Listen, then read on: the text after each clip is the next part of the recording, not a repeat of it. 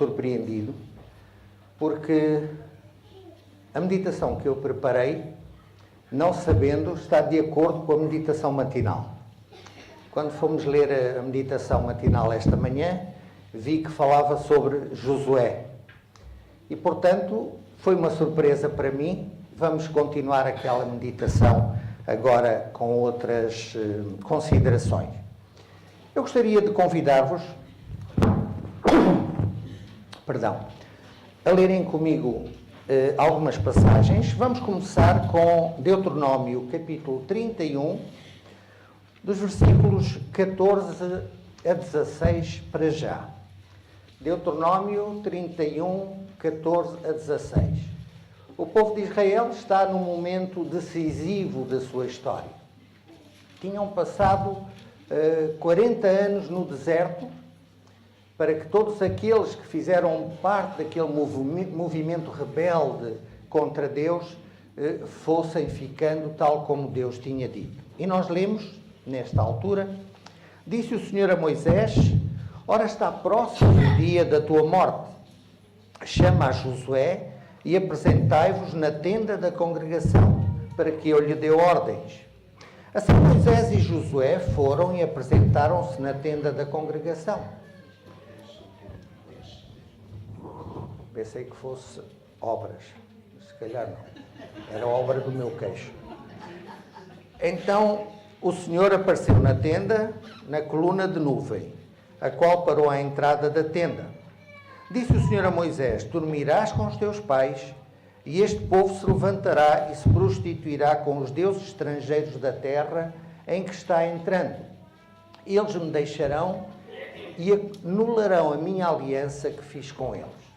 Ora, encontramos aqui, primeiro, Deus, tudo aquilo que faz é planeado. Porque Deus é um Deus de ordem. E, portanto, ele sabia que este era o momento não só de cumprir aquilo que tinha dito a Moisés, mas de o livrar também daquela carga que até aquele momento ele tinha suportado. Mas o povo não poderia ficar sem liderança. E então ele pede, porque já tinha sido escolhido o seu sucessor, pede que tanto Moisés como Josué vão à tenda. Vamos dar agora um pulo ao capítulo 32 e vamos ler as passagens 48 a 50. É uma página à frente, praticamente. Naquele mesmo dia disse o Senhor a Moisés: sobe à cadeia de montanhas de Abarim ao Monte Nebo, que está na terra de Moabe, defronte de Jericó. E contempla a terra de Canaã, que eu dou aos filhos de Israel por possessão.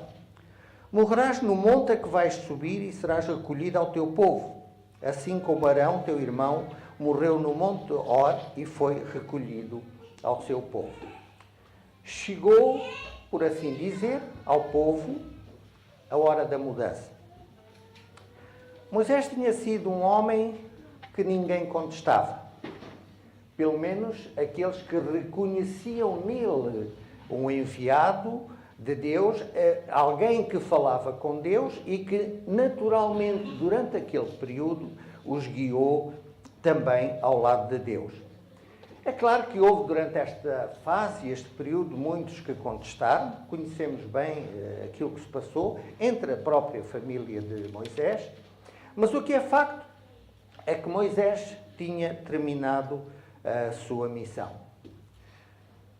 Depois da morte de Moisés, Josué devia ser o líder de Israel.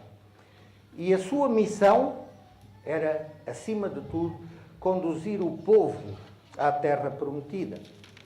E quando vamos ao livro de Josué, capítulo 1, versículos 1 e 2, vemos que Josué tinha sido a pessoa escolhida para esta missão.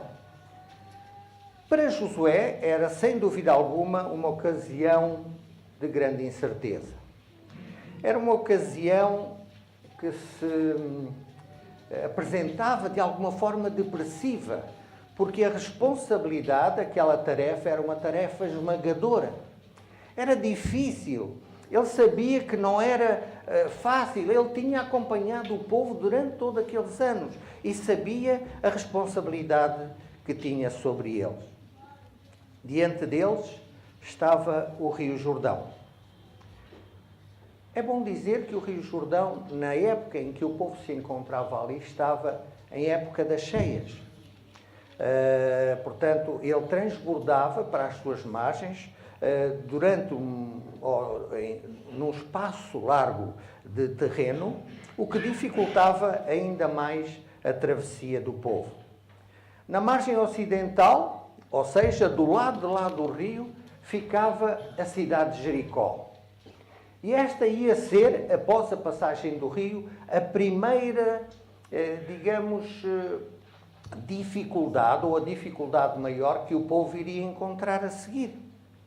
Na margem oriental, onde eles se encontravam, o povo de Deus, estava o belíssimo vale de Sitim, que era um vale cheio de acácias floridas, um terreno aprazível, um espaço muito agradável e que, de alguma forma, tentava o povo a ficar ali e não partir para outras situações.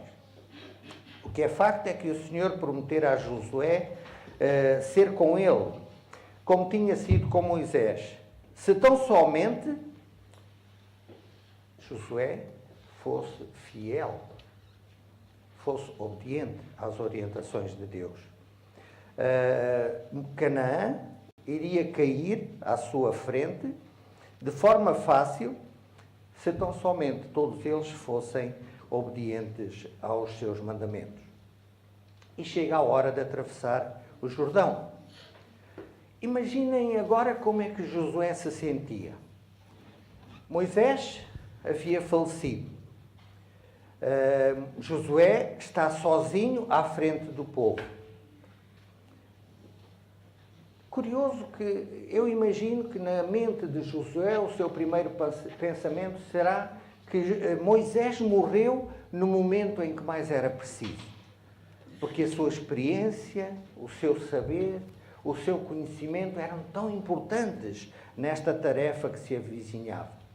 Portanto, poderíamos dizer que ele falecera no exato momento em que eram mais necessárias a sua experiência e sabedoria.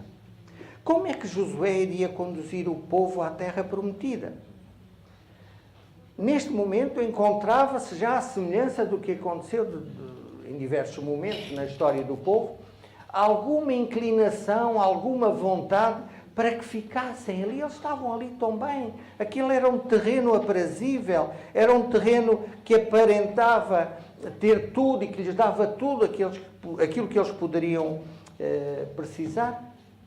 Mas o que é facto é que o destino que Deus tinha definido para o povo, deixem-me trocar destino para que não haja aqui algum outro pensamento, o objetivo que Deus tinha traçado para o seu povo era a terra de Canaã. E essa ficava do lado de lá do rio. É curioso que a Sra. White tem umas palavras lindíssimas no livro História da Redenção acerca de Josué neste momento. Ele tinha sido primeiro-ministro de Moisés durante a maior parte do tempo em que os israelitas vaguearam no deserto. Ele tinha visto as maravilhosas obras de Deus operadas por Moisés e tinham bem compreendido a disposição do povo. Ou seja, o povo puxava para um lado, Deus e Moisés puxavam para o outro. E Josué, neste momento, sabia que isto iria passar-se com ele também. Mas perante este momento, veio novamente à mente que Deus estava com eles. Porque a coluna de nuvem repousava sobre o tabernáculo durante o dia e a coluna de fogo à noite. E isto era uma garantia de que Deus seria o seu guia e o seu auxiliador se eles andassem nos seus caminhos e seguissem os seus mandamentos. Perante este facto, Josué faz aquilo que viu Moisés fazer muitas vezes. Esperou. Josué aguardou que Deus lhe desse instruções, que Deus o orientasse. Josué tinha nascido em escravidão no Egito, passou 40 anos ali naquele lugar, em sofrimento, em tortura, e depois passara mais 40 anos como o braço direito de Moisés. Porque desde o início Moisés viu nele alguém com quem poderia contar. Inicialmente o seu nome não era Josué. O seu nome era Oseias, filho de Num. Mas quando se dá o episódio dos dos espias serem enviados para verificarem as possibilidades da terra, e nós lemos isto em Números 13, neste caso versículo 16, Moisés muda o seu nome de Oseias para Josué. Curiosamente, Oseias tinha, como todos os nomes em hebraicos, tinham um significado.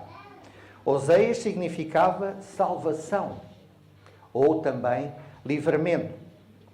Mas o novo nome que Moisés lhe atribuíra, Josué, significava salva Jeová, ou Jeová salva.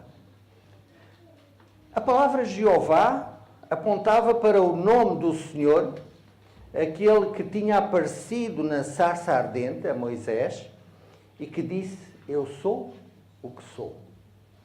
E o objetivo, portanto, o nome de Josué, nesta altura, era uma lembrança para todo o povo, uma lembrança viva de que é o próprio Deus quem salva o seu povo. Não era Moisés, não eram as suas próprias forças, não era o seu poder ou qualquer outro homem, mas era o eterno Deus que os iria levar para o outro lado do Jordão, para a terra prometida. Portanto, poderíamos dizer de alguma forma que Josué era aqui um tipo de Cristo. Mas Josué estava à espera, como esteve tantas vezes. Josué tinha visto muitas vezes, olhando para Moisés, para a luta que Moisés tinha com Deus, entenda-se aqui luta entre aspas, para, enfim, os momentos que Moisés tinha com Deus, tinha visto muitas vezes o poder de Deus. Josué estava no Monte Sinai, por exemplo, quando este foi coberto pela nuvem cintilante, bem fechada, e que representava e simbolizava a glória da presença de Deus. Josué estava no monte quando viu Moisés descer a montanha com a lei na mão, escrita pela própria mão de Deus. Josué estava junto de Moisés quando este chega junto do povo com o rosto brilhante e este pede que ele cubra o seu rosto porque não suportavam ver o brilho da ligação com Deus. Foi Josué também que combateu os amalequitas e que venceu aquela célebre batalha em que Moisés erguia os braços para o povo de Israel poder vencer. Sabemos, lemos isto no livro de Êxodo.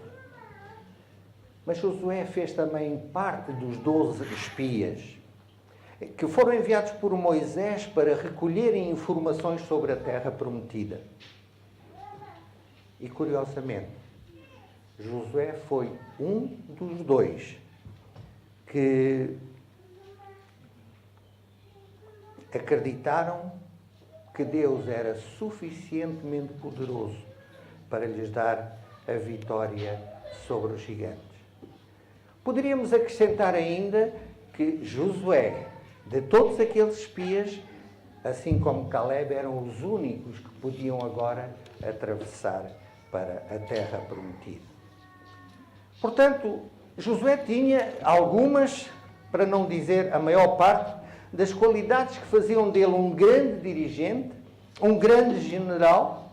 Ele tinha firmeza, ele era gentil com os seus homens e merecia a pronta confiança e a pronta obediência daqueles a quem dirigia, devido às decisões sábias e à rapidez com que ele as fazia também.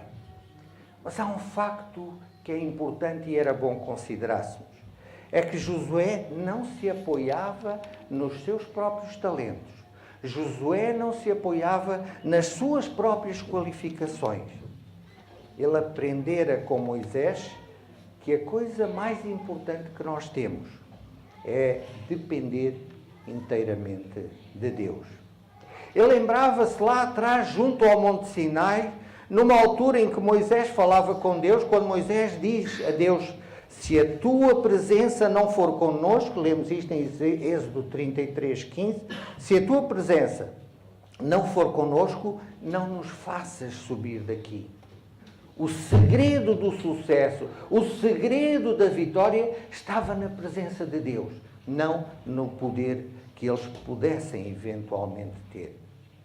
Foi por esta razão que Josué aguardou fielmente pelas instruções do Senhor. E o que é que aconteceu? Deus falou com Josué.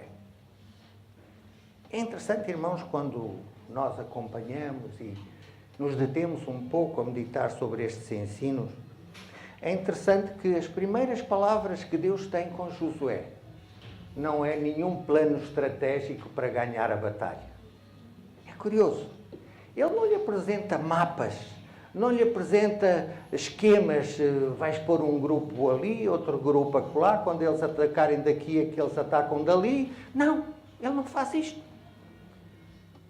Deus não tem para com Josué nenhuma descrição pormenorizada de como chegar à vitória.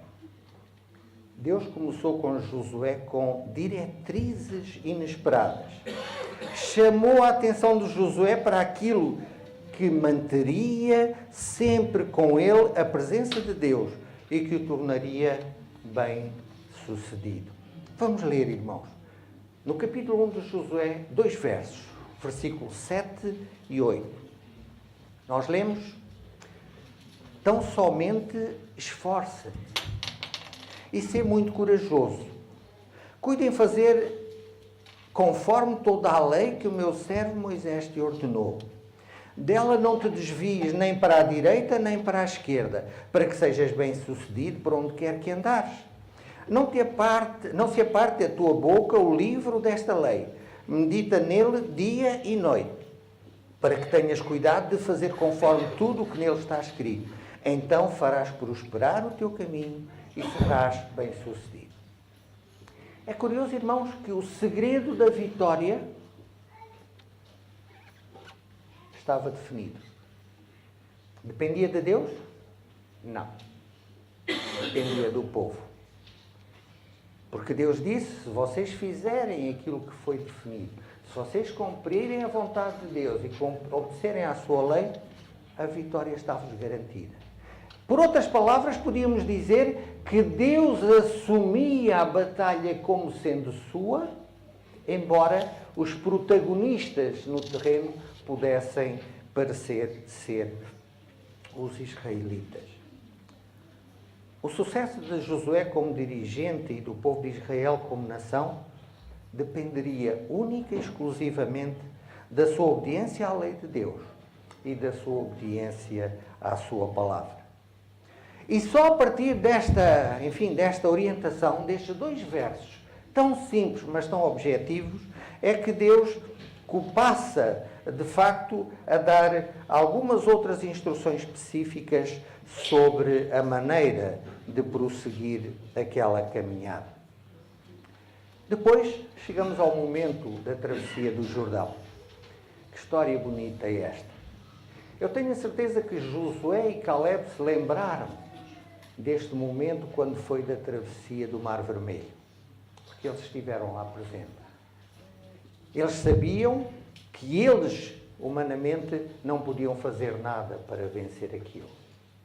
A natureza era mais forte que eles não tinham qualquer força, qualquer poder, não tinham maneira nenhuma de fazer com que as coisas acontecessem como acabaram por acontecer.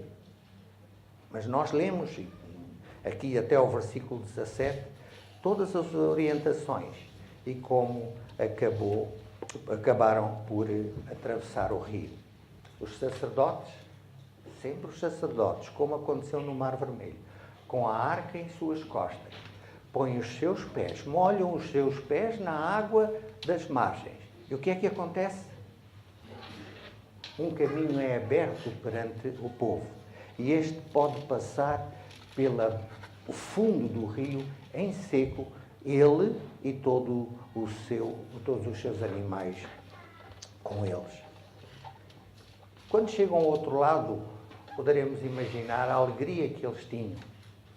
Mas se era alegria para o povo de Deus, havia alguém que ficou muito preocupado. E se nós continuássemos a ler, iríamos ver isso. Primeiro,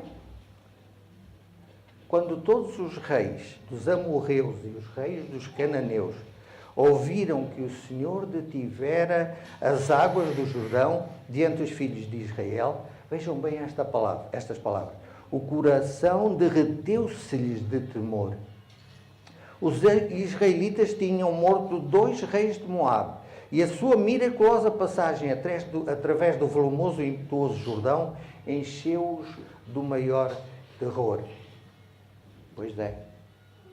Quando Deus atua, irmãos, ninguém pode ficar indiferente. Nem aqueles que o seguem e que o amam, bem como aqueles que não fazem dele seu amigo.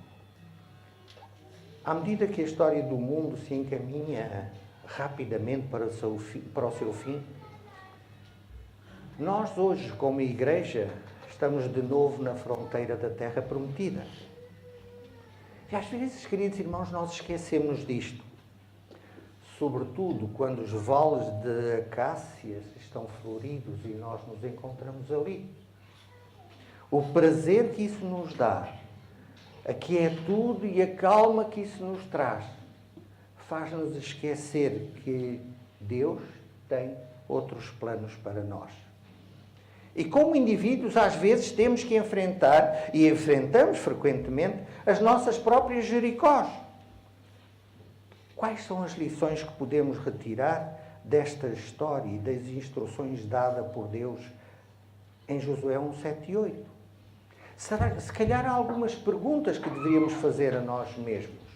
Há algumas questões que nós deveríamos pôr a nós próprios para compreendermos a nossa situação. Por exemplo, perguntas sobre a presença de Deus. Partilhamos nós a convicção que Josué tinha de que não vale a pena avançar se a presença de Deus não nos acompanhar? Somos também capazes de reconhecer que a sua presença está na sua palavra? O seu conforto, o seu alento, a sua orientação? Poderíamos também fazer perguntas sobre coragem ou sobre ânimo. Será que somos tão corajosos como Deus deseja que sejamos? Manifestaremos nós a coragem necessária para o seguir e ser fiéis à sua palavra, haja o que houver? Mesmo quando no nosso emprego, na nossa escola, enfim, na nossa vida diária, temos que enfrentar, às vezes até chocarrice. Sabem, irmãos, permitam-me aqui um devaneio da minha parte. E acreditem, é um devaneio pessoal. Eu às vezes gosto de fazer estas brincadeiras comigo mesmo. Eu muitas vezes penso, qual seria a reação do povo dentro da cidade de Jericó? Acabamos de ler que os reis derreteu-se-lhes o coração de medo, de terror. Mas sabem, eu penso nisto em diversas fases. Eu acho que no primeiro dia que eles viram o povo de Israel rodear a sua cidade, eles deviam estar realmente. Se fossem medir a tensão arterial deles, não sei como é que estaria naquela altura. No segundo dia, se calhar ainda, porque não sabiam o que é que podia acontecer. Mas imaginem ao quinto ou ao sexto dia. Todos os dias eles vinham, faziam aquele circuito e iam-se embora. Eu acredito, irmãos, que aquele grupo, os sitiados, aquele grupo que estava dentro da cidade de Jericó, deveria haver indivíduos que com algum humor gracejassem com o povo de Israel. Não sei, agora sou eu a inventar. talvez dissessem, olha, pá, vês com a mesma roupa de ontem, ao menos podias ter mudado. E sei lá mais o que é que poderiam ter dito. Ao sexto dia, se calhar aumentaram ainda isso, porque nada acontecia. Eles vinham, davam o seu passeio, faziam o seu circuito e iam-se embora. Mas ao sétimo dia da sua passagem, as coisas foram diferentes. A brincadeira acabou. E podemos pensar que se calhar no começo o povo de Israel foi considerado estúpido pelos outros, depois de andar ao redor de Jericó durante 7 dias. Queridos irmãos, esse tipo de coragem vai ser extremamente necessário a cada um de nós, outra vez junto à fronteira da Terra Prometida. Poderíamos fazer perguntas também sobre o sucesso. Haverá alguém que não queira ser bem-sucedido na sua vida? Segundo aquilo que esta história revela, qual foi o segredo do sucesso? Muitas vezes gostaríamos de ser, testemunhas, observadores da intervenção direta de Deus. Queremos ver a água do nosso Jordão dividida e ficamos, efetivamente, surpreendidos com o silêncio de Deus. Será, porventura, que nós seguimos as orientações de Deus lá atrás que nos foram reveladas? Ou estamos à espera de alguma coisa nova? Poderíamos fazer perguntas sobre o nosso envolvimento com a Palavra de Deus. Quão profundamente mergulhamos nós no estudo da sua Palavra, na meditação da mesma? Quanto tempo durante o dia demoramos junto à Palavra de Deus, meditando e buscando forças para ela? Quais são os tipos de métodos que estamos a utilizar para enchermos a mente com as Sagradas Escrituras? E por fim, irmãos, talvez pudéssemos fazer perguntas sobre tudo quanto nelas está escrito. Até que ponto é que as seguimos fielmente? Sabem, se nós seguimos apenas uma parte das instruções de Deus, isso demonstra respeito por certas partes da lei, por certas partes da palavra de Deus, mas demonstra também desrespeito pelo legislador, porque ele espera que cada um de nós cumpra integralmente a sua vontade. Estamos dispostos a obedecer fielmente a tudo aquilo que está registado e revelado na palavra de Deus? O livro de Josué diz-nos que a promessa de Deus se cumpriu durante toda a vida de Josué. Ele foi fiel e Deus enalteceu-o. Foi ele quem acabou por dirigir o povo de Deus para o outro lado do Jordão. As muralhas de Jericó caíram. O povo de Canaã ficou cheio de espanto e de medo. A presença do Senhor estava com o seu povo e a terra prometida foi dada ao povo de Israel, tal como tinha sido prometido por Deus a Abraão. Sabem porquê? Porque Josué era o general na terra. Mas ele preferiu e deixou que Deus fosse o seu general. Ele não buscava a glória pessoal. Ele desejava edificar um altar a Deus no coração e na mente do povo, passando a palavra de Deus às novas gerações. Irmãos, se nós formos ao capítulo 8 e ao verso 35 de Josué, nós temos uma passagem bonita e sobre a qual deveríamos também, nas nossas vidas, não irei fazer aqui, mas deveríamos, quem sabe, em casa meditar. Josué 8, 35. Nós lemos: palavra nenhuma houve de tudo que Moisés ordenara que Josué não lesse perante toda a congregação de Israel, e as mulheres e os meninos e os estrangeiros que andavam no meio deles. Ou seja, Josué cumpriu fielmente aquilo que lemos atrás era a sua responsabilidade. Josué escolheu servir ao Senhor até ao seu último suspiro. E no final da sua vida, irmãos,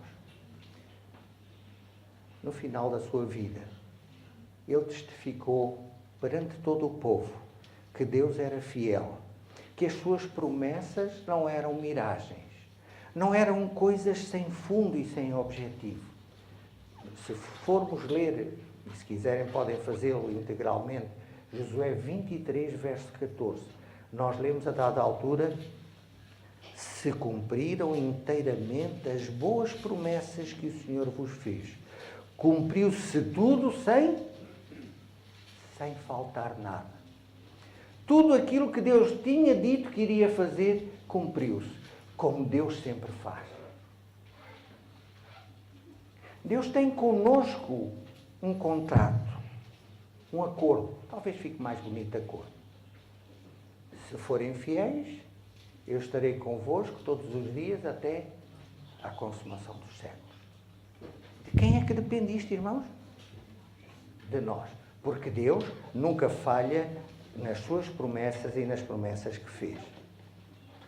Depois de atravessar o Rio Jordão e antes de chegar a Jericó, se voltarmos ao capítulo 5, versos 13 e 14, temos algo que também nos convém considerar. Ora, estando Josué perto de Jericó, levantou os olhos e viu que se pôs diante dele um homem que tinha na mão uma espada nua. Chegou-se Josué a ele e perguntou-lhe: és tu dos nossos ou dos nossos inimigos? Respondeu ele: não, mas venho agora como príncipe do exército do Senhor. Então Josué se prostrou sobre o seu rosto em terra e o adorou. E perguntou-lhe: que diz meu Senhor ao seu servo? O rio Jordão tinha sido vencido pelo poder de Deus. E antes de se abeirarem de Jericó, Josué estava-se a preparar. Josué tinha ido à parte para meditar, para estar em contato com Deus. O livro História da Redenção, na página 139, diz-nos: quando Josué se afastou dos exércitos de Israel para meditar e pedir a Deus que a sua presença especial o acompanhasse, viu um homem de estatura elevada, em vestes guerreiras, com uma espada desembainhada na mão. Josué não o reconheceu como alguém dos exércitos de Israel, mas ele não tinha a aparência de ser um inimigo. Em seu zelo, acercou-se dele e perguntou: és tu dos nossos ou dos nossos adversários? Respondeu ele: não, eu sou príncipe do exército do Senhor e acabo de chegar. Este não era um anjo comum, era o Senhor Jesus Cristo, aquele que havia conduzido os hebreus através do deserto. Ele não só tinha conduzido os hebreus através do deserto, mas estava agora, já na terra prometida, em contacto com o líder do povo, demonstrando que não os abandonava. A Sra. White tem também, mais à frente, um comentário sobre Josué que diz: mancha alguma repousava sobre o santo caráter de Josué. Era um líder sábio. Sua vida fora inteiramente devotada a Deus. Queridos irmãos, acho que posso dizer isso. Eu gostava de ser como Josué. Sei que não sou. Penso que todos nós gostaríamos de poder ter este testemunho acerca de nós. A certeza de que Deus reconhece as nossas qualidades e que fizemos sempre aquilo que lhe agrada. Eu sei que o meu ponto de destino é a terra prometida, que não são os vales deste lado do Jordão, os vales das acácias floridas e das flores bonitas, de verdes pastos. Como é que eu vou atravessar o Jordão? O meu inimigo é astuto, é cruel e a minha sabedoria é limitada. A verdade é que a presença do Senhor é-nos prometida nas Escrituras. Deus deseja habitar em nós mediante a sua palavra. É seu desejo reavivar-nos, informar-nos e transformar-nos por meio dessa mesma palavra.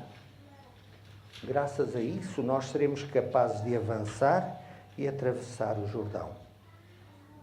Estamos prontos a fazer isso, irmãos? Ou há coisas que ainda nos separam? Ou temos ainda o Rio Jordão à nossa frente, que nos atemoriza porque não depomos em Deus a nossa confiança?